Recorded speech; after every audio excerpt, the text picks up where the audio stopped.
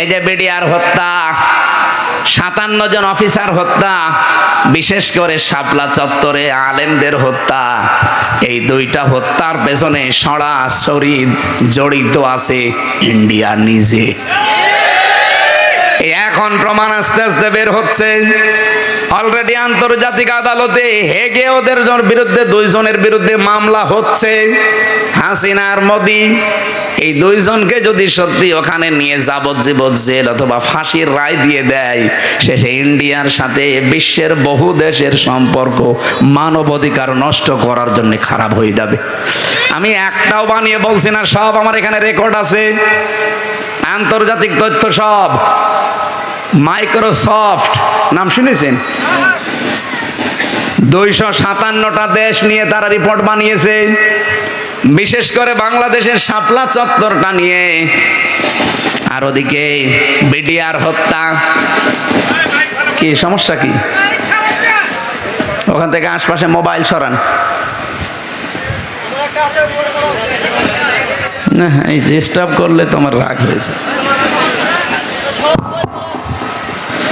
Mobile আশপাশ থেকে সরান না কেন? এই ভাই, আপনি কি সমস্যা ধরতে পারছেন? হ্যাঁ, সমস্যা ধরে ঠিক করেন।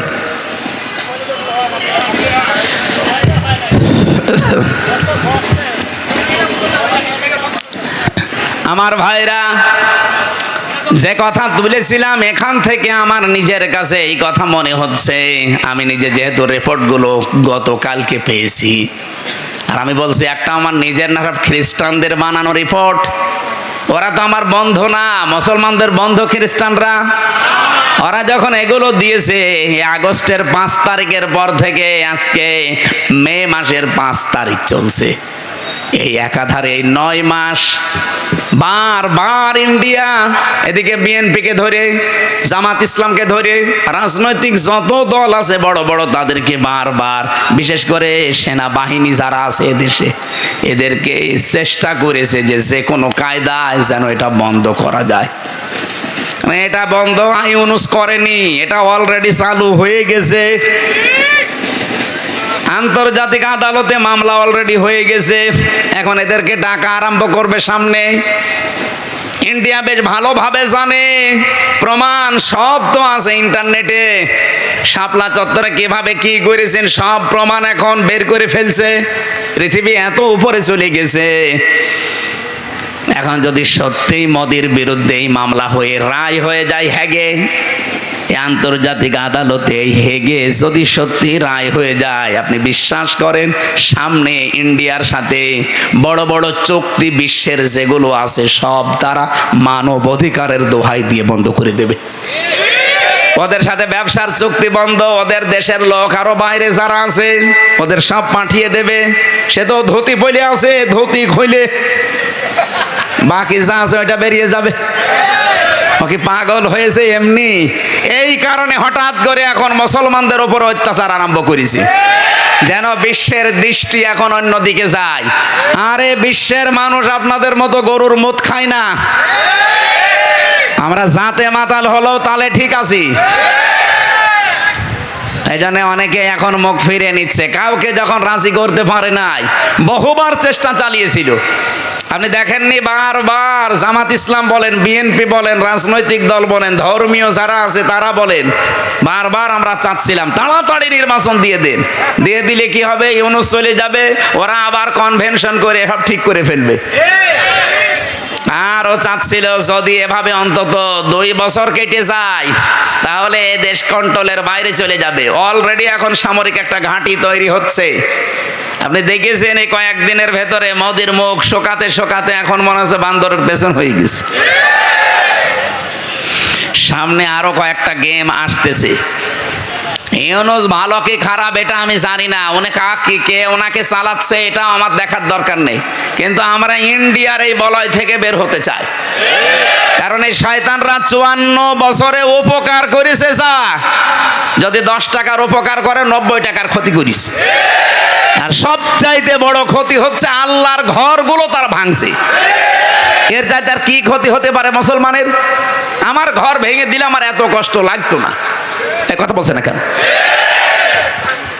১,৫০০ বছর আগে একবার আল্লাহর একটা ঘর ভাঙতে এসেছিল। কে? আবরাহা। কে? কি করেছে আল্লাহ দেখেছেন? কাসফিম মাকুল বানিয়ে দিয়েছে। আর এই শয়তানরা আল্লাহর একটা ঘর সে তো ভাঙতে পারে না, শুধু ভাঙার জন্য এসেছিল। আরে অলরেডি ভেঙ্গে ভেঙ্গে সব মাটির সাথে গড়িয়ে ওই জায়গায় এখন মন্দির উদ্বোধন করছে, আর মিথ্যা ধোয়া তুলছে। দিনের পর দিন যায় আর ধোয়া তোলে যে এখানে 500 বছর আগে নাকি মন্দির ছিল। এই ভাই আপনাদের অনুরোধ করছি না, ভাই একটু দেখেন তো ভাই,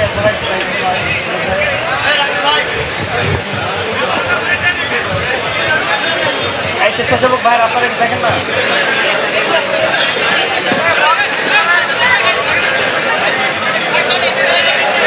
এই যাক, যার ভালো লাগছে না চলে যাক। ও একা যাচ্ছে আবার আরেকজনকে ডেকে নিয়ে যাচ্ছে। ওটা ধরেন তো, আপনি আস্তে করে চলে যেতে পারছেন না? নাটোরবাসী যেহেতু রাজনৈতিক মহল অনেক বড়, ওই মানুষগুলো চিন্তা ভাবনা করবে আমি তো আর রাজনৈতিক ময়দানের বড় নেতা না, আমি একজন কর্মী মাত্র। আমি একটু টাচ দিলাম যতটুকু পেয়েছি আপনাদের। জুলুম যারাই করবে, এই যে মোদি আজ যে জুলুম করছে, ও যে টার্গেট নিয়ে যাচ্ছে, কোরআন 100% সত্য বিশ্বাস করি, ও জীবনেও সাদ্দাদের মতো টার্গেটে পৌঁছাতে পারবে না। টার্গেটে পৌঁছানোর আগেই দেখবেন পড়ে যাবে। চা বিক্রি করতো, পরবর্তীতে দেখবেন তামাক বিক্রি করবে, নিচে নামিয়ে দেবেন আল্লাহ। চা বিক্রি করতো, ওরা তামাক বিক্রি করাবে।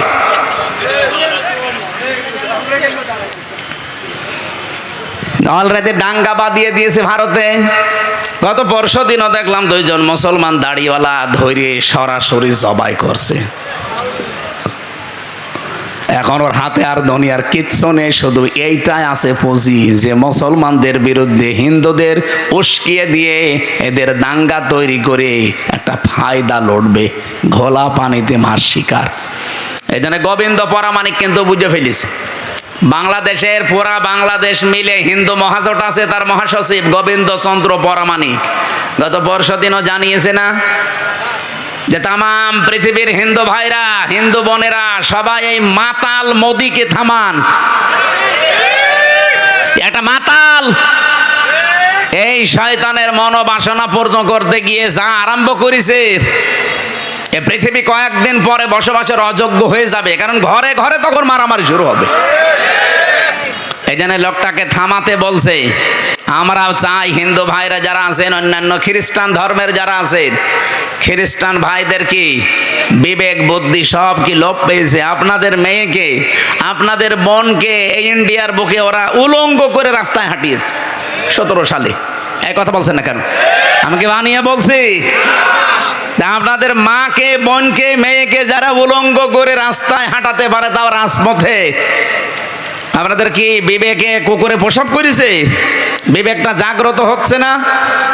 অন্তত উগ্রপন্থী, সন্ত্রাসী, জঙ্গি এই যে যারা আছে, এদেরকে থামানো দরকার এখনই, নাই তো এ বাতাস বাংলাদেশে আসলো বলে তখন আমরা নিজেরা কামড়া কামড়ি করে মরা লাগবে।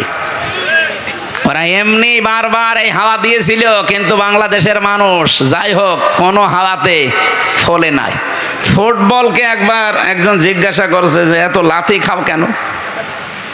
বলছে ভাই আমি মানুষের পামে ফুলি, লোকে আমারে হাওয়া দিয়ে ফোলায়, এই জন্য লাথি দেয়। আমি তো নিজে ফুলতে পারি না, আমি যদি নিজে ফুলতে পারতাম তাহলে আমাকে কেউ হাওয়া দিত না, আর আমাকে লাথি দিতেও পারতো না। মানুষ যেহেতু আমারে পাম দেয়, হাওয়া দেয়, আমি ফুলে উঠি, আবার লাথিও দেয়। তো অন্তত আমরা আর কোনো কারোর পামে হাওয়ায় ফুলতে রাজি না। সে আমেরিকা বলেন, ইন্ডিয়া বলেন, চীন বলেন, রাশিয়া বলেন, কারো হাওয়া পেয়ে ফুলতে পারবে? আমরা ফুলতে চাই আমাদের নিজেদের হাওয়ায়। এই কথা বলে না কেন? আমার কথার অর্থ বোঝেননি? আমরা ফুলতে চাই কার হাওয়ায়? হঠাৎ করে 54 বছর পরে নারী কমিশন যতগুলো রিপোর্ট দিয়েছে, একটাও কোরআনের সাথে মিলছে? কেন এই মহিলাগুলো আগে 54 বছর ছিল না? ছিল। হঠাৎ এটা করছে কেন? এদের পেছনে রাঘব বোয়াল আছে, কারা আছে এখন টের পাওয়া যাচ্ছে। 13 জন মানুষকে 10 জন মানুষকে নিয়ে আপনি কমিশন বানালেন। এই 10 জন মানুষের ভেতরে যেই মহিলাগুলোর চেহারা দেখলাম সব টিপ পরা। কি কথা বলছেন না কেন? এইগুলো এই 15.5 বছরে জালেমা মহিলাকে টিকিয়ে রাখার জন্য বিভিন্ন কথা বিভিন্ন সময় বলতো। এই দেশে কি শুধু ওই 10 জন আর মহিলা নেই দেশে? ডক্টর নাসিমা হাসানকে নেওয়া যায়নি? ঢাকা বিশ্ববিদ্যালয়ের যে শিক্ষিকা, এই যে কুমিল্লায় বাড়ি, বলেছিল আমার ছেলের কলার চেপে ধরেছেন কেন, জবাব দেওয়া লাগবে। এই মেয়েটাকে নেওয়া যায়নি কমিশনে? তাহলে উল্টা পাল্টা রিপোর্ট দিতে পারতেন না। এমন এমন রিপোর্ট দিয়েছে, শয়তান পর্যন্ত চিন্তা করছে যে আমিও তো এ চিন্তা করি না। ওদের প্রথম রিপোর্টে কি দেখেছেন? যে কোনো স্বামী যদি স্ত্রীর সাথে সহবাস করতে চায়, স্ত্রী যদি বলে না আমার এখন হবে না, এরপরও স্বামী যদি সহবাস করে তাহলে ধর্ষণ মামলা হবে। ধর্ষণ মামলা হলে জজ রায় দেবে, ধর্ষণের বিচার কি ফাঁসি? কথা বলছে না কেন? তা আপনার কি মনে হয় এই রিপোর্ট শুনে বলেন তো? ভালো। তা আপনি রায় দেওয়ার জন্য তো সাক্ষী লাগবে। তা এখন মানুষের মনের অবস্থা তো আর কেউ জানে না। একই জোর করেছে আর স্ত্রী কি রাজি হচ্ছিল না, এটা তো স্বামী স্ত্রী ছাড়া কেউ জানে না। এখন ওই জায়গায় সাক্ষীর জন্য আপনাকে মানুষ বসিয়ে রাখা লাগবে, অথবা ইউটিউবারদের রাখা লাগবে। আমার মাঝে মাঝে এই যে 318 পৃষ্ঠা পুরাটা পড়লাম, পড়ে আমার মনে হচ্ছে এগুলো মেয়াদ উত্তীর্ণ গাঁজা খেয়েছে। মানে মেয়াদ আলা গাঁজা খেলেও মানুষ এত নিচে নামে না, এ মেয়াদ পার হয়ে গেছে, ওই গাঁজা খেয়ে পুরা মাতাল। এই জন্য এদেরকে এই নাটোরের পাশের জেলা পাবনায় পাঠানো দরকার। এরকম মানুষ বাইরে থাকলে সব সমাজ নষ্ট করে ফেলবে। কথা বলে না কেন? এটা তো 1 নাম্বার গেল, আর বাকিগুলো তো আরো খারাপ। 2 নাম্বারে দিয়েছে যে দেহ আমার সিদ্ধান্ত আমার। দেহ আমার সিদ্ধান্ত আমার মানে দেহ কার? এ দেহ আপনি আমার এই যে 33 বছর বয়স, 34 বছর আগে হামজা নামে কেউ আমি ছিলাম না। আমার মা বাবার দায়িত্ব ছিল বিছানায় থাকা, বাকি যা করার কে করেছে? দেহ আমার হয় কি করি? আলালাহুল খালকু ওয়াল আমরু। আল্লাহ বলেন আমি বানিয়েছি, সিদ্ধান্ত বলেন বলেন। এই আয়াতের পুরা বিরুদ্ধে লিখেছে তারা, যে দেহ আমার সিদ্ধান্ত আমার। 3 নাম্বারে তারা লিখেছে যে যারা যৌন কর্মী আছে এদেরকে শ্রমিকের মর্যাদা দেওয়া লাগবে। আরে ভাই, যৌন কর্মী যারা, এরা যদি শ্রমিকের মর্যাদা পায় তাহলে যারা ডাকাতি করে তারাও তো পুলিশকে বলবে ভাই আমরাও শ্রমিক, আপনারা আমাদের ধরবেন না, কারণ এই ডাকাতি করা খুব রিস্কের কাজ। আর যে শ্রম দেওয়া লাগে গাছ কেটে রাস্তায় ফেলে, কি কথা বলছে না কেন? আমি সাতক্ষীরা থেকে আসার সময়, ওই যে আশাশুনি মাছের ঘেড় এলাকা, ওই 17 সালের দিকে আসার সময় ডাকাত পড়েছিল রাস্তায়, বিশাল এক গাছ কেটে রাস্তায় ফেলেছে। কেবল মনে হয় একটু আগে কেটে ফেলে রেখেছে, কারণ গাছ কাটতে 2-3 জন সরিয়ে নিয়ে এসে একেবারে জায়গা মতো রাখতে দেখলাম। ওই যে সূর্য ইসের আলো জ্বলছিল লাইটের, ওর ঘাম ঝরছে। এখন আমি কাজ খুলে দিলাম, আমার দিকে তাকিয়ে বলছে হুজুর আপনার টাকাও নেব, আল্লাহ মাফ করবে। আরে শয়তান, যা আছে নিয়ে আমার গাড়িটা আগে ছেড়ে দি। আল্লাহরে বিশ্বাস আছে। কি বলছে? ও বলছে আমাদের এলাকায় আপনি মাহফিলে এসেছিলেন, আপনাকে আমরা চিনি, আপনার টাকাও নেব, আল্লাহ মাফ করবে, আপনি চলে যান। মানে গাছ এত কষ্ট করে ফেলে রেখেছো, ঘাম ঝরছে কপাল দিয়ে। ওরা তো তার পরের দিন প্রশাসনকে বলতে পারতো না যে ডাকাতি করা কি কষ্ট, আপনারা তো টের পান না? গাছ কেটে 4-5 জন নিয়ে রাস্তায় ফেলে রাখা লাগে। এই দেখেন ঘাম ঝরছে, আমরা শ্রমিক। ওরা বলতে পারে না যে আমরা শ্রমিক? তাও তো ওদের শ্রমটা অন্তত হচ্ছে, এটা জুলুম হচ্ছে তারপরও। কিন্তু যারা যৌন কর্মী এদের উপরে কি জুলুম করলেন আপনি? বলেন, আপনি কি একটা ন্যায় বিচার দিলেন তাদের উপরে? আমার মনে হয় আপনি পার্সেন্টেজ খুঁজে দেখবেন, রাজবাড়ির এই দৌলতপুর ঘাটে, যশোরের এই জায়গায়, আর নারায়ণগঞ্জেরটা তো বন্ধ হয়ে গেছে, যেখানে যেই পতিতালয় ছিল ওখানে যে দেখেন যত মহিলা আছে একটাও নিজের ইচ্ছা করে আমার মনে হয় যায়নি, গেলেও খুব কম। হয়তো ধোকায় পড়ে গেছে, প্রবঞ্চনার শিকার হয়ে, অথবা প্রেমে ছাকা খেয়ে যে কোনো কায়দায় ওখানে গেছে, যে আর বেড়াতে পারে না। প্রতিদিন এই যে 8টা 10টা 15 20টা পুরুষের সাথে তারা কি প্রোটেস্ট কিছু নেয়? কিভাবে তাদের ব্যবহার করছে? আপনি যে বিশ্ব স্বাস্থ্য সংস্থা যে রিপোর্ট দেয়, স্বামী বাদে অন্যের সাথে মিলন যারা করে এদের এই যে HIV কি বলে এটারে, এইডস হওয়ার সম্ভাবনা 100 ভাগের 99 ভাগ। আপনি এই কমিশনের মাধ্যমে রিপোর্ট দিয়ে যৌনকর্মীর উপর আপনি ন্যায় বিচার করেন না, আরো বিচার করেছেন। ওদের সব এইডসের দিকে ছেলে দিয়ে আমার মনে হয় ওরাও 2 দিন পরে দেখেন মিছিল বের করবে যে এই নারী কমিশন তো মানা দূরের কথা, ওদের ফাঁসি দিয়ে দিন। শয়তানরা আমাদের জীবনের উপর আরো অত্যাচার বাড়িয়ে দিচ্ছে। শুধু HIV, ওদেরকে এই যে 1 লক্ষ মানুষ আজ দেহ ব্যবসা করে সারা বাংলাদেশে, মানে একেবারে যেগুলো সরকারি হিসাবে, এই মানুষগুলোকে আমার মনে হয় আলেমদের পরামর্শ নিয়ে সরকারের যে বাজেটগুলো আছে এখান থেকে টাকা পয়সা দিয়ে এদের পুনর্বাসন করে দিন। হয় একটা কর্মসংস্থান দেন সম্মানজনক, তারা সম্মানজনক জীবন নিয়ে, তারা পরিবার নিয়ে দরকার হয় যদি সেরকম পরিবেশ পায় বিয়ে শাদী করে জীবন চালাক। যে সমস্ত দেশ আছে যেখানে পতিতালয় চলে না, সেই দেশগুলো দেশে শিখে নেই, চলছে না পৃথিবীতে। আপনাকে কোন কারণে এই পাপের কাজ করা লাগবে? যেখানে জেনা ব্যভিচার ওপেন হয়ে যায় সেই দেশে আমার আল্লাহর রহমতের দৃষ্টি আল্লাহ তুলে নেয়, গজবের দৃষ্টি নিক্ষেপ করে। বলেন নাউজুবিল্লাহ। এই দেশটাকে গজবে ফেলে দেওয়ার জন্য এরা কাজ করছে, আর এদের পেছনে কিছু রাঘব বোয়াল আছে। এই জন্য আমরা বলতে চাই, এ কমিশন মানা তো দূরের কথা, এ কমিশন যা রিপোর্ট দিয়েছে রিপোর্ট না, ও কমিশনই আমরা মানি না। ওদেরকে এই মুহূর্তে বাতিল করে হয় পাবনায় দিয়ে দেন অথবা ফাঁসি দিয়ে দেন। হ্যাঁ, আপনারা রাজি নেই? হয় ওদের স্থান পাবনায় দেবেন, নাই ফাঁসি দেবেন। কোরআনের 13টা আয়াতের উপরে হাত দিয়েছে ওরা।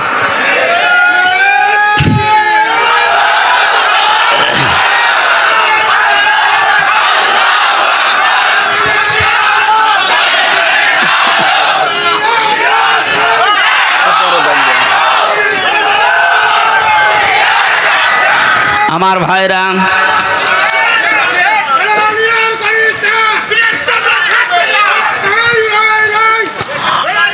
আমার যে কথা বলছিলাম আমি বৃষ্টি নিয়ে, আল্লাহ রাব্বুল আলামিন এই পৃথিবীতে যে বড় বড় 4টা রহমতের ঘোষণা দিয়েছিলেন, তার 1 নম্বরে ছিল বৃষ্টি, 2 নম্বরে ছিল কন্যা সন্তান। কিন্তু আমরা কন্যা সন্তানের নাম শুনলে বা আসলে আমার যে বাবা যারা, অনেক বাবা মন খারাপ করে। বিশ্বনবী জানিয়েছেন কোন পরিবারে যদি 1টা কন্যা আসে সঙ্গে সঙ্গে আল্লাহ 4 জন ফেরেশতা পাঠিয়ে দেয়।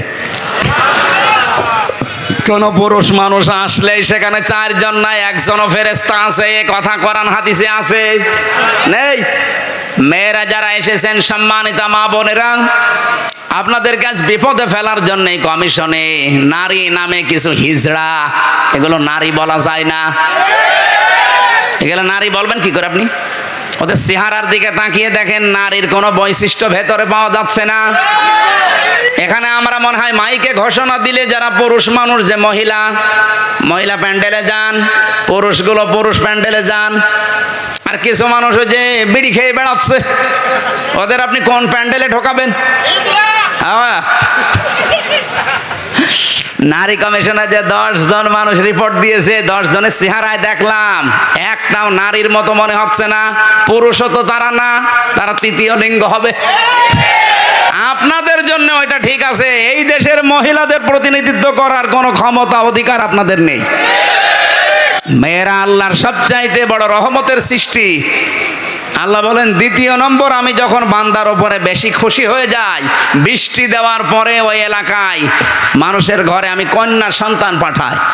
এই জন্য যার 1টা কন্যা আছে নিজেকে ছোট ভাববেন না। ছেলে হলে মেয়ে হলে এটা সিদ্ধান্ত আল্লাহর। ছেলে হলে আপনার সব কিছু করে দেবে, কে বলেছে আপনাকে? মেয়ে হলে দুনিয়া আখেরাত 2টাই উজ্জ্বল হয়ে যাবে। দুনিয়া তো আছেই, যদিও আমাদের এই দেশে ইসলাম না থাকার কারণে মেয়েদের অনেক অধিকার নষ্ট হচ্ছে।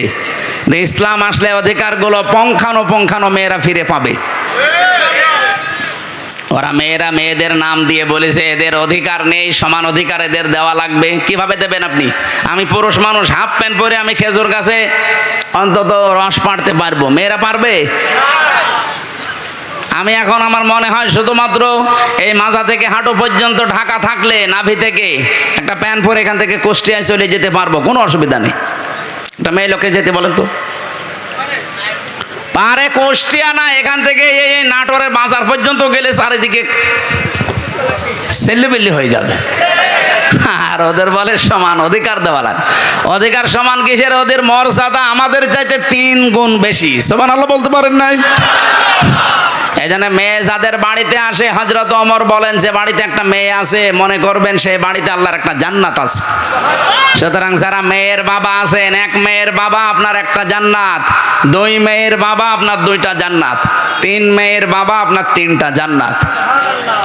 আল্লাহ রাব্বুল আলামিন আমাদেরকে 3টা মেয়ে দিয়েছে। আল্লাহ আমাদেরকে যেন নবীর এই হাদিস অনুযায়ী জান্নাতেও এরকম 1টা 2টা 3টা করে দান করেন, বলেন আমিন। 3 নম্বরে একটু ভালো করে শুনবেন হাদিসটা। আল্লাহর নবী বলেন 3 নম্বরে আল্লাহ যখন বেশি খুশি হয়ে যায় তখন ওর বাড়িতে আল্লাহ মেহমান পাঠায়। কিন্তু আমাদের তো সমস্যা, মেহমান আসলে আমাদের মন খারাপ হয়ে যায়। 4 নম্বরে বিশ্বনবী মুহাম্মদ রাসূলুল্লাহ জানিয়েছেন এই পৃথিবীতে আল্লাহ সব চাইতে যখন একেবারে খুব বেশি বান্দার উপরে খুশি হয় তখন তাকে রোগ দেয়। এই জন্য রোগ শোক হলে আপনার জীবনের অপরাধগুলো আল্লাহ মাফ করেন। জানা অজানা যত অপরাধ করেছিলেন এগুলো আল্লাহ আস্তে আস্তে রোগের কারণে, যদি জ্বর হয় এই জ্বরের কারণে একটা গুনাহ আল্লাহ মাফ করে দেয়। পথে চলতে ফিরতে হোঁচট খেয়েছেন, হোঁচট খেয়ে হঠাৎ করে নখ ভেঙে গেছে, রক্ত বের হচ্ছে, মনে করবেন আমার একটা গুনাহ আল্লাহ মাফ করে দিয়েছে। এই জন্য রোগ শোক হলে আল্লাহর কাছে শিকায়েত করা না, অভিযোগ করা না, আরো শুকরিয়া করা দরকার। যদিও দুনিয়ায় কষ্ট হচ্ছে, এই কষ্টের মাধ্যমে আমার জীবনের পরবর্তী যে জীবন আমার আখিরাতের শুরু হচ্ছে এটা শান্তি, স্বস্তি এবং কল্যাণময় আল্লাহ করার চেষ্টায় আছে। সুবহানাল্লাহ। নবীজি বলেন 4টা রহমত তো মানুষ খারাপ ভাবে অসন্তুষ্ট হয়, পছন্দ করে না, কিন্তু 4টা গজব আছে দুনিয়ায়, এই 4টা গজব পেলে মানুষ খুব খুশি হয়। 1 নম্বরে যৌতুক। এটা কি? এটা গজব। এইটা পেলে আমরা খুশি না বেজার? সে হুজুর বলেন আর খেজুর বলেন, সবাই যৌতুকের জন্য খুশি, অথচ যৌতুকের টাকা খাওয়া আর পায়খানা খাওয়া এটা সমান না? না, সমানও না। কারণ পায়খানা খেলে একটা গুনাহ হয় আর যৌতুকের টাকা নিলে ডবল গুনাহ হয়। একদিকে তো কবিরা গুনাহ আর একটা জুলুমের গুনাহ। মেয়ের বাপের খুশি ছাড়া, তার মন থেকে খুশি হওয়া ছাড়া তার বাড়িতে ছেলের বাড়ির লোকজন যে একটা পান খাওয়াও জায়েজ নেই। কি কথা বলছে না? কেন আমি কি বানালাম এটা? হাদিস। নবীজি বলেন যতদিন আমার যতগুলো বিবাহ করেছি, যত মেয়েকে বিয়ে দিয়েছি, আমার একটা মেয়েকে কোনোদিন যৌতুকের টাকা দিয়ে, সম্পদ দিয়ে বিয়ে দেওয়া লাগে নাই। প্রতিটি বিয়েতে আমি আমার মেয়েদের এবং আমার বিয়েতে আমি অলিমা করেছি। কি করেছি বলেন তো? অলিমা কি ছেলের বাড়ি হয় না মেয়ের বাড়ি? বলেন বলেন। মেয়ের বাড়ি বললো কে? মেয়ের বাড়ি অলিমা হবে কেন? মেয়ের বাড়ি হয় বরযাত্রী মানুষ যায়, অথচ বরযাত্রী ইসলামে নেই। নাটোরবাসী আজকে থেকে সিদ্ধান্ত নিয়ে বাড়ি যাবেন, জীবনে আর কোনোদিন কারো বরযাত্রী যাব না। আজকের ওয়াজ শুনতে এসে ভুল করিস, জীবনে খাওয়া দাওয়া বন্ধ হয়ে গেল। আরে ভাই, ইসলামে যেটা নেই ওটা আপনি করে আনন্দ পাবেন, ওটা ডবল গুনাহ হবে। কারণ এমনি জায়েজ নেই, তারপর আপনি আনন্দে আনন্দে গিয়েছেন। হ্যাঁ, যদি কেউ দাওয়াত দিতে আসেন বলবেন যে অলিমা করেন, আমি আপনার বাড়ির দরকার 5 দিন যেয়ে খাবো।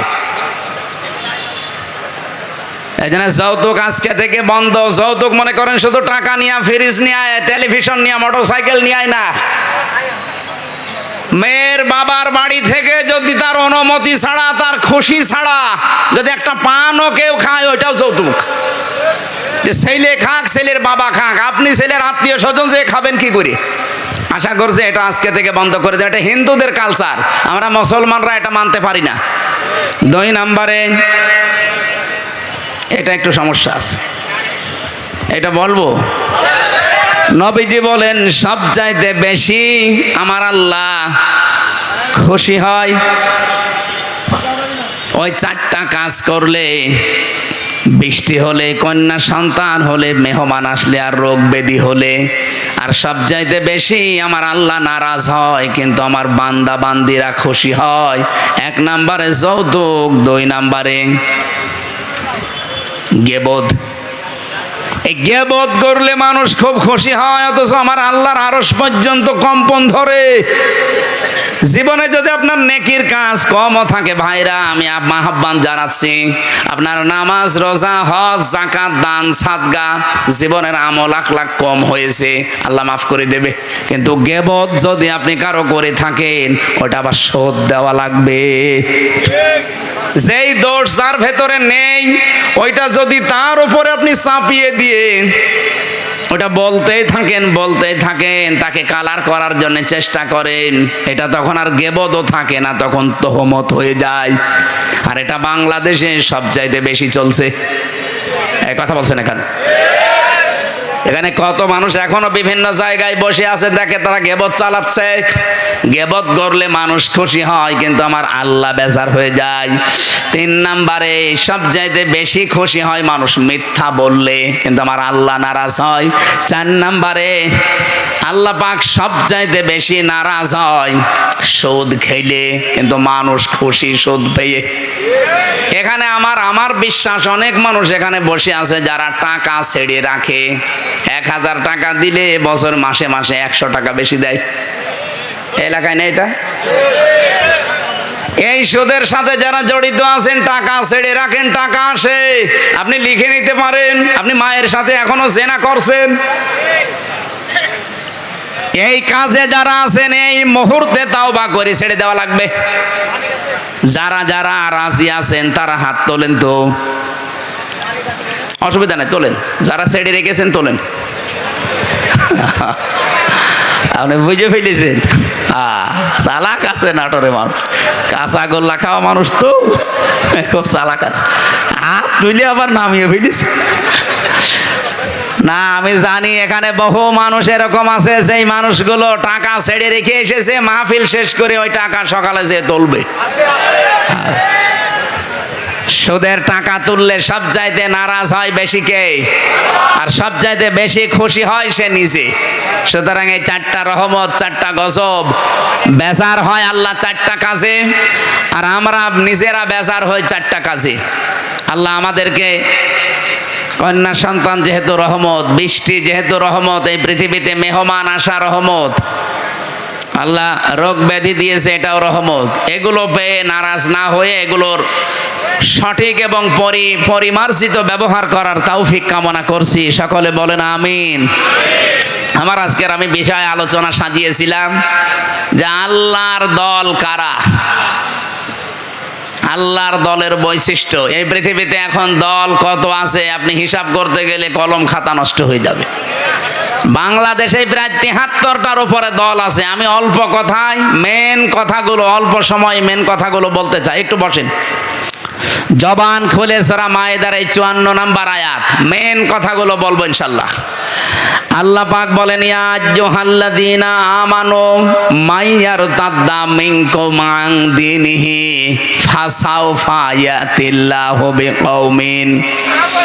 ঈমানদারেরা, এই পৃথিবীতে কোনো মানুষ যদি আল্লাহর দিন থেকে ফিরে চলে যায়, আল্লাহর ইসলাম থেকে, তোমাদের ভেতরে যেই চলে যাবে, সঙ্গে সঙ্গে আমি আল্লাহ একটা নতুন সিদ্ধান্ত নিয়ে ফেলি।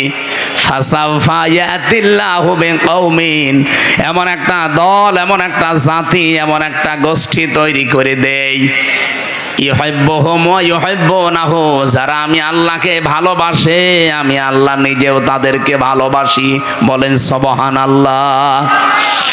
নাটোরবাসী যেহেতু এই দেশে এখন প্রায় 73টার উপরে শুধু দল চলছে, 49টা আছে রাজনৈতিক নিবন্ধিত দল, বাকি আছে নিবন্ধনের বাইরে। যত দল আছে ধর্মীয় জেনারেল মিলে বলেন আগস্টের 5 তারিখের পরে আমি বাংলায় বলছি, এবার কত মানুষকে আমরা বিভিন্ন নাম দিয়ে দেখতে পাচ্ছি ইসলাম থেকে বের হয়ে যাচ্ছে। কথা বলছেন? কেউ বিভিন্ন মানুষের উপরে দোষ চাপিয়ে বলছে আমি এর ভেতরে নেই, চলে গেলাম। প্রকারান্তে আপনি ইসলাম থেকেই বের হয়ে যাচ্ছেন। ইসলামের একটা বিধান যদি কারো ভালো না লাগে, তার মানে আপনি তো আর আমাকে ভালো লাগে না তাই জন্যে চলে যান না। আপনার ইসলামের বিধান ভালো লাগে না, তার মানে আপনাকে ভালো লাগছে না কার? বলেন বলেন। আপনি প্রকারান্তে আল্লাহকেই যেন বলছেন যে না, এ বিধান দেওয়া ঠিক হয়নি। হামজা তো বাবার কথা জীবনও বলতে পারে না, ও বলবে আমার আল্লাহর কথা। আল্লাহর কথায় যেমন নামাজ পড়ো আছে, আল্লাহর কথায় যেমন যাকাত দাও আছে, আল্লাহর কথায় ঠিক এইটা আছে যে আমার এই কোরআনকে প্রতিষ্ঠা করো। আমি নামাজের ওয়াজ করলে আপনার খুব ভালো হুজুর মনে হয়, রোজার ওয়াজ করলে আপনার কাছে ভালো ওয়াজ মনে হয়, কিন্তু যখনই বলে এই নামাজ রোজার শিক্ষা যেটা, এটা কায়েম করা লাগবে। নামাজের শিক্ষা 27টা, রোজার শিক্ষা 4টা। এইগুলো যদি আমি এখন বাংলায় কায়েমের কথা বলি এই সমাজে, যেটা কায়েম করা দরকার কোরআন দিয়ে, তখনই আপনার কাছে রাজনীতি মনে হয়। আপনি কি আমার চাইতে কোরআন বেশি বোঝেন? আপনি কি শামীম ওসমানের মতো হয়ে গেছেন? বলছে আমি কি ইসলাম বুঝি না? আমাদেরকে ইসলাম বোঝাতে আসবেন না। প্রতিদিন নাকি উনি 72 রাকাত নামাজ পড়ে। এটা যে ডাহা মিথ্যা কথা। এখানে যদি আলেম থাকে জিজ্ঞাসা করেন, দেখেন তো সর্বোচ্চ তাহাজ্জুদের নামাজ 8 রাকাত থেকে 12 রাকাত। কি কথা বলছেন এখন? 8 রাকাতের উপরে তাহাজ্জুদের নামাজ আপনি কোথায় পেলেন? খুব বেশি হলো না 12 রাকাতের উপরে আর তাহাজ্জুদের নামাজ নেই।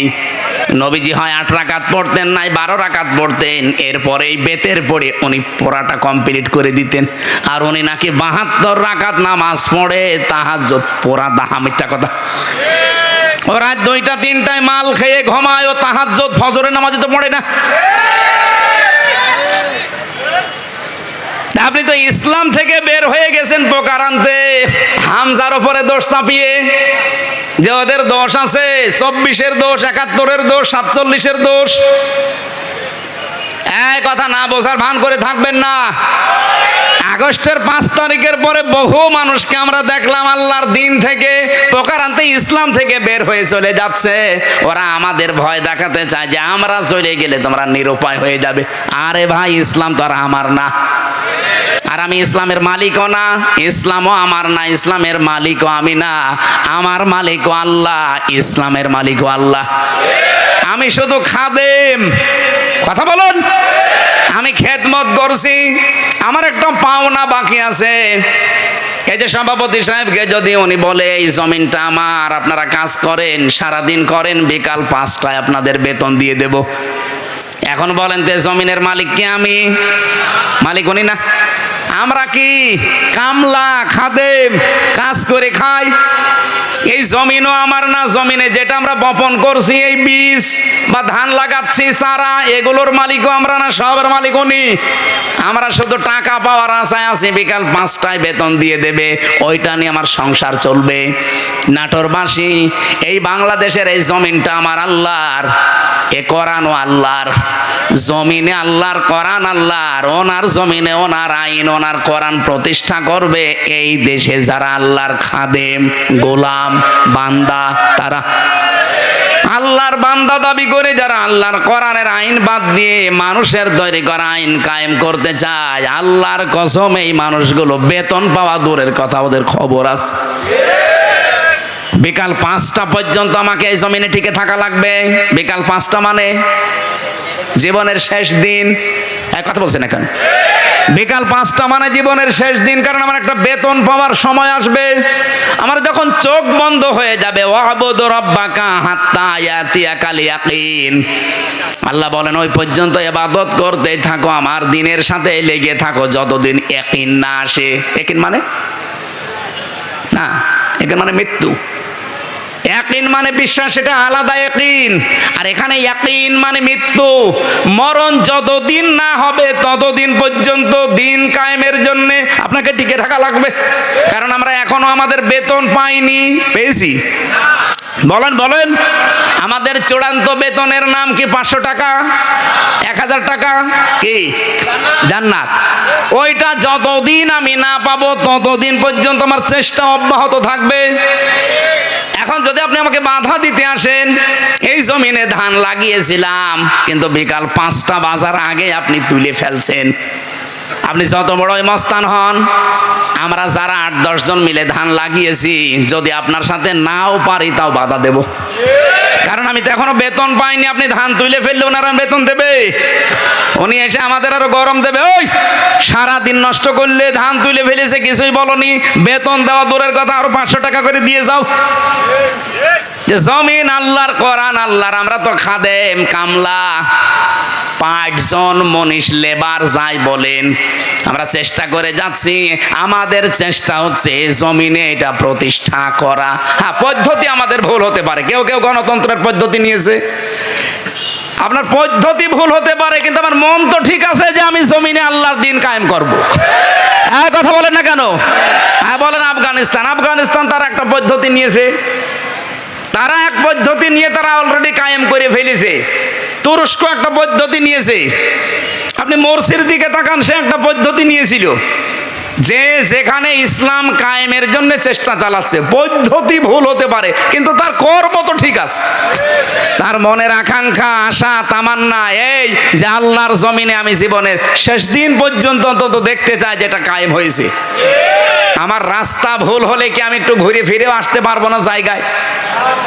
এখন যদি একে ভাইকে বলি যে আমি নাটোরে যাব, উনি একটা রাস্তা দেখিয়েছে, এ মোসাম ভাইকে বললাম নাটোরে যাব, উনি আমারে দেখিয়েছে সেই বড়াই গ্রাম গুরুদাসপুর ঘুরে। হ্যাঁ, আমি নাটোরে যেতে পারবো ঠিক, এদিকে গেলে হয়তো 1 ঘন্টা লাগবে, এদিকে 1.5 ঘন্টা লাগবে, কিন্তু রাস্তা তো ঠিকই আছে, জায়গা মতো আমি যেতে পারবো, একটু সময় বেশি লাগবে কম লাগবে। বাংলাদেশ সহ বিশ্বে যারা ইসলাম কায়েমের জন্য চেষ্টা চালাচ্ছে সবার মনের অবস্থা ঠিক আছে, কিন্তু রাস্তাটা একটু ভিন্ন হওয়ার কারণে অনেক মানুষ ফতোয়া দেয় উল্টা পাল্টা, ওরা গণতন্ত্র করে, জীবনেও কায়েম করতে পারবে না।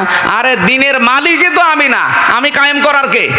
আমি চেষ্টা করে যাচ্ছি, অবশ্যই আমার সফলতা আমার জান্নাত পাওয়া পর্যন্ত। কিন্তু এর ভেতরে যদি কেউ মাস্তানি করতে আসেন, ধান বানানো, লাগানো, ধান বীজ তুলে ফেলবেন, আর আমি বেতন পাওয়ার আগে আপনাকে ছেড়ে দেব, জীবনেও না, দরকার আপনার সাথে মারামারি হবে। কথা বলেন, কথা বলেন, আপনার সাথে হাতাহাতি হবে, মারামারি হবে, যদি মেরে ফেলা লাগে মেরেও ফেলবো, কারণ আমার টার্গেট বেতন। বেতন বলেন, ওই বেতনের নাম বিকাল 5টায় যেটা আল্লাহ দেবে, ওইটা এখনো হয়নি, আর আপনি তার আগেই দিন থেকে বিভিন্ন সোতা নাতা বের হয়ে চলে যাচ্ছেন। কি করবেন? আল্লাহর কিছুই হবে না। যাদেরকে আপনি ভয় দেখাতে চান তাদেরও কিচ্ছু হবে না, কারণ এই জমিনের আশা তারা অলরেডি বলিন্না সলাতি ওয়া নুসুকি এ বলার পরে ছেড়ে দিয়েছে। যারা এই কথা বলে যে কলিন্না সলাতি ওয়া নুসুকি, তারা জীবনের আশা ছেড়ে দিয়েই বলে। আপনার মতো মুনাফিকি করার জন্য, লোক দেখানোর জন্য বলে না। যারা এগুলো বলতো এতদিন, তারা কিন্তু অলরেডি আল্লাহর দিন থেকে বিভিন্ন সোতানাতা বের করে বিভিন্ন কথা ধোয়া তুলে তারা চলে যাচ্ছে। আল্লাহ এই জন্য বলেছেন, যদি কেউ দিন থেকে চলে যায়, ফাসাউফা ইয়াতিল্লাহ, অতি শীঘ্রই। যারা আরবি জানে, সাউফা শব্দটা আল্লাহ কেন ব্যবহার করেন? সিন, সাউফা, কদ, লাম, এরকম 13টা শব্দ আছে। কোন সেন্টেন্সের আগে যদি আসে, বাংলা অর্থ দাঁড়ায় খুব তাড়াতাড়ি। আল্লাহ বলেন, যদি কেউ দিন থেকে মুখ ফিরিয়ে চলে যায়, আমি শুধু দেখবো, দেখার পরে অতি তাড়াতাড়ি ইয়াতিল্লাহু বিকাউমিন, একটা দল তৈরি করে দেব। ইউহিব্বুহুম ওয়া ইউহিব্বুনাহু, তারা কি? আমি আল্লাহকে ভালোবাসবে, আমি আল্লাহও তাদেরকে ভালোবাসবো। তাদের গুণাগুণ কি হবে? এই যে আল্লাহর দলের বৈশিষ্ট্যগুলো বলতে আল্লাহ এই কথাগুলো দিয়েছেন। রব্বুল আলামিন বলেন, তাদের গুণাগুণ হবে প্রথমত 3টা। আজিল্লাতিনা আলাল মুমিনিন, আইজ্জাতিনা আলাল কাফিরিন। তারা নিজেদের প্রতি মমিনের প্রতি হবে রহমদিল, কিন্তু কাফেরদের প্রতি হবে তারা কঠোর, বজ্র মুঠো। বাংলাদেশে আজ দেখান একটা দল কিন্তু অলরেডি আল্লাহ তৈরি করে দিয়েছে, যারা নিজেদের প্রতি এত রহমদিল, নিজের আপন ভাইয়ের সাথেও তাদের এত ভালোবাসা নেই। আমি আমার নিজেরটাই বলছি ভাই, আল্লাহর কসম, আপনাদের এই যে মোজাম্মেল না, এটা এই যে মোজাম্মেল ভাইয়ের বাড়ি নাটোরে, আমার বাড়ি কুষ্টিয়া, ওনার সাথে আমার আত্মীয়তা নেই, রক্তের সম্পর্কও নেই, ওনার আমি শুধুমাত্র ভালোবাসি একামতে দিনের কারণে। আর এই ভালোবাসা মহাব্বতটা আল্লাহ নিজে পয়দা করে দিয়েছে। কারণ যখন আল্লাহর দিন থেকে মানুষ মুখ ফিরিয়ে নেয়, তখন একটা দল আল্লাহ নিজে তৈরি করে দেয়। ওই দলের প্রথম বৈশিষ্ট্য তারা নিজেদের প্রতি রহম দিল হয়, মহাব্বত ভালোবাসা তৈরি হয়, কিন্তু কাফেরদের প্রতি তারা কঠোর। আপনি একটা আল্লাহর বিরুদ্ধে অবস্থান নিয়ে দেখেন, নাটোর, কুষ্টিয়া, পাবনা থাকবে না। একামতে দিনের কর্মী যারা, কুষ্টিয়াও যা, চট্টগ্রামও তাই, সব একবারে রাস্তায় নেমে আসবে। কারণ কাফেরদের প্রতি আমাদের কঠোরতা এটা তৈরি করে দিয়েছে কে? আপনি অন্য কিছু খেয়াল করে দেখেন, তারা নামে কিনা জীবনও পাবেন না। ইউজাহিদুনা ফি সাবিলিল্লাহি ওয়ালা ইয়াখাফুনা লাওমাতা লাইম। তারা আল্লাহর দিন এই জমিনে প্রতিষ্ঠা করার জন্য জিহাদ করবে, সংগ্রাম করবে, চেষ্টা চালাবে, পরিশ্রম করবে, প্রচেষ্টা করবে, কিন্তু কোনো ওয়ালা ইয়াখাফুনা, ভয় পাবে না, লাওমাতা লাইম, কোনো তিরস্কারকারীর তিরস্কারকে তারা পাত্তা দেবে না। আমি যেই দিন থেকে কুলিন্না সলাতি ওয়া নুসুকি ওয়া মাহইয়া ওয়া মামাতি লিল্লাহি রাব্বিল আলামিন বুঝে বুঝে পড়েছি, ওই দিন থেকে কে আমার পেছনে লেগেছে, গিবত করে, আমার উপরে আন্দাজে দোষ চাপায়, কোনো কিছু আমার মনে আর স্থান নেই। আমার মনে হয় এই দেশে যারা একামতে দিনের কর্মী, আল্লাহর কসম তাদেরকেও আপনি এইভাবেই পাবেন, কোন তিরস্কারকারী তিরস্কারকে তারা পাত্তা দেবে। আমাকে রাজাকার পর্যন্ত বলা হয়েছে, কিন্তু আমি কি রাজাকার? আমার 33 বয়সে যদি রাজাকার হয়, কিন্তু এই কথা বলে আপনি দাবিয়ে রাখবেন, আপনি বলবেন ও শিবিরের রক্কাটা কর্মী, এই কথা বলে দাবিয়ে রাখবেন, ও জামাত ইসলাম করে, ও চরমনার মুরিদ, এই কথা বলে দাবিয়ে রাখতে পারবেন না। কারণ কোন তিরস্কারকারীর তিরস্কারকে আমি থোড়াই কি আর পাত্তাই দেই না। এই গুণটা তৈরি করে দিয়েছে কে? আল্লাহ বলেন যালিকা ফাদলুল্লাহ, এটা আল্লাহর অনুগ্রহ, যাকে তাকে আল্লাহ দেয় না। ইউতিহি মাইয়াশা, যাকে আল্লাহ ইচ্ছা করে তাকে দেয়। সুতরাং এই বাংলাদেশে আল্লাহর দলের বৈশিষ্ট্য 3টা পেলাম। তারা নিজেদের প্রতি রহমদিল হবে, কাফেরদের কোনো বিধান যদি দেখে, কাফেরদের কোনো কাজ কারবার দেখলে তারা বজ্রকণ্ঠ হয়ে যাবে। এতদিন পর্যন্ত যত সংস্কার এসেছে, কোন সংস্কারে বাংলার মুসলমানেরা বাধা দেয়নি? দিয়েছে না? দেয়নি। কিন্তু নারী কমিশন 13টা রিপোর্ট দেওয়ার পরে আমরা বাধা দিয়েছি কেন? কারণ তারা শুধুমাত্র সংস্কার করে না, তারা আল্লাহর কোরআনে হাত দিয়েছে। আর এই জায়গায় তখন আমরা এক হয়ে গেছি। হেফাজত নেই, চরমনা নেই, জামাত ইসলাম নেই, খেলাফত নেই, সব তখন বাংলাদেশে এক। আপনি দেখেননি, সব এক হয়ে বলেছে না, এটা তো মানা দূরের কথা, এ কমিশনই মানি না। আমির জামাত ডাক্তার শফিকুর রহমান এটা বলে নাই যে কমিশন তো দূরের কথা, ও কমিশনই মানি না। যদি বেশি ঝামেলা করেন আবার কিন্তু আগস্টের 5 তারিখ আসতেছে। এটা তো আমরা এই এতদিন পর্যন্ত যত সংস্কার করেছেন কোন জায়গায় বাধা দেয়নি, কারণ ওই জায়গায় আল্লাহ রাসূলের বিরুদ্ধে পাইনি। এবার পেয়েছি সরাসরি আল্লাহর বিরুদ্ধে।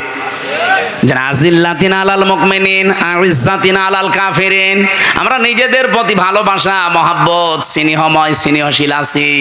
বললাম না, মোজাম্মেলের সাথে সত্যি বলছি, আমার সম্পর্ক আত্মীয়তার না, রক্তের না, শুধু দিনের, শুধুমাত্র দিনের সম্পর্ক। আমার নিজের আপন ভাই তো নেই, যদি থাকতো, সে যদি আল্লাহর দিনের কর্মী না হইতো, তার সাথে ওনার মতো মহাব্বত আমার হইতো না। কারণ এই মহাব্বতটা পয়দা করে দিয়েছে কে? আল্লাহ। 2 নম্বরে আমরা কাফেরদের প্রতি কিন্তু কঠোর, যেহেতু ওরা নারী সংস্কারের নাম নিয়ে আল্লাহর কোরআনের 13টা আয়াতে অলরেডি হাত দিয়েছে, এই জন্য ওরা কাফের।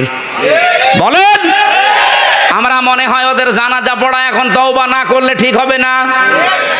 যারা এই নারী কমিশনে আছেন, যদি সাপোর্টও কেউ করেন, আপনিও কাফের, আপনার প্রতিও আমরা বাধ্য হব কঠোর হতে। আর আল্লাহর দ্বীনে জমিনে কায়েম করতে হয়তো আমাদের রাস্তা, আবার বলছি, তরিকা ভুল হতে পারে, কিন্তু আমাদের মন ঠিক আছে। আমরা চাই আল্লাহর জমিনে আল্লাহর সিদ্ধান্ত চলবে। এই জায়গায় কেউ যদি বাধা দেয়, তিরস্কার করে, উল্টাপাল্টা গালি দেয়, থোড়াই কি আর জীবনে কিছু মনে করি নাই, করবো না। এটা বৈশিষ্ট্য কে দিয়েছে? ইউজাহিদুনা ফি সাবিলিল্লাহ, তারা প্রচেষ্টা করবে, জিহাদ করবে, সংগ্রাম করবে, দল করবে, মিছিল মিটিং করবে, আন্দোলন করবে আল্লাহর জন্যে। লা ইয়াখাফুন, তারা ভয় করবে না। লাউমাতা লাইম, কোন তিরস্কারকারীর তিরস্কারকে। আপনি এবার নিজের নিরপেক্ষ দৃষ্টি দিয়ে বলেন, এই যে 3টা গুণ বললাম, সারা বাংলাদেশে তো 73টার উপরে দল আছে, কোন দলের বৈশিষ্ট্যে এই 3টা গুণ আপনি পান বলেন? আপনি আন্দাজে বলবেন না, আপনাকে বলাও দরকার নেই, মনে মনে সিদ্ধান্ত নিয়ে দেখেন এই কোরআনের সূরা মায়েদার 54 নম্বর আয়াতের সাথে কোন দল, বাংলাদেশের তো 73টা দল আছে, কোন দলের সাথে মিলছে? আল্লাহ বলেন স্যার তার সাথে মিলবে না। যালিকা ফাযলুল্লাহি ইউতিহি মাইয়াশা, এটা আল্লাহর অনুগ্রহ, যাকে ইচ্ছা আল্লাহ তাকে দান করে। আল্লাহু ওয়াসিউন আলিম, আল্লাহ প্রশস্ত এবং জ্ঞানী। আমি কোরআন সত্যি করা মাথায় নিয়ে বলতে পারি, এই 3টা যার ভেতরে আছে ওই দলে আল্লাহ যেন আমাদেরকেও শামিল করেন। আমার কথা বোঝা গেছে না? এবার আল্লাহ আমাদেরকে 4টা বৈশিষ্ট্যের কথা দিয়েছেন। ওই গুণগুলো অর্জন করতে হলে 4টা বৈশিষ্ট্য লাগবে। 55 নম্বর আয়াতে আছে, আর 56 নম্বর আয়াতে আছে এই দল বিজয়ী হবে। কারণ বিজয়ী হওয়া এটা আমি আল্লাহ আমার জন্যে আর ইমানদারদের জন্যে আমার রাসূলের পক্ষ থেকে আমি এটা লিখে দিয়েছি।